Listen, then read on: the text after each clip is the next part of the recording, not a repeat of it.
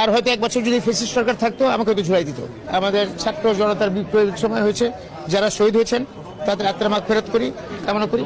পাশাপাশি যারা আহত হয়েছেন তাদের সুচিকিৎসা দেওয়া এবং তাদেরকে একটা যোগ্য প্রয়োজন অনুযায়ী, যার যে যোগ্যতা অনুযায়ী কর্মস্থলে নিয়ে যাওয়া, এটা আমাদের পুরো দেশবাসীর দায়িত্ব।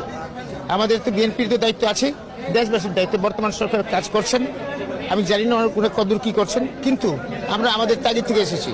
আজকে 7.5 বছর জেল খাটার পরে আমি যেখানে এসেছি, সেটা তো আমি আসলে সত্যিকার অর্থে কল্পনা করতে পারিনি। আর হয়তো এক বছর যদি ফ্যাসিস্ট সরকার থাকতো আমাকে হয়তো ঝুলাই দিত।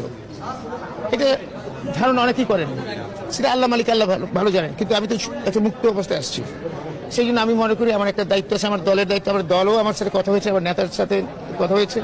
ওনার আন্তরিকতার কোনো কমতি নাই। আপনারা দেখবেন, একটু ধৈর্য ধরতে হবে আমাদের সকলকে।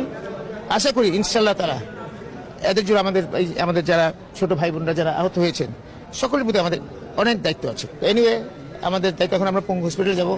এই তাগিদটা হচ্ছে কি, তাদের এই ঈদের একটা আমাদের উৎসব, এই উৎসবে তাদেরকে আমি ঈদের শুভেচ্ছা দেওয়া আর ছোটখাটোভাবে দেখা করা, এটাই বড় জিনিস। এটার জন্য এসেছি।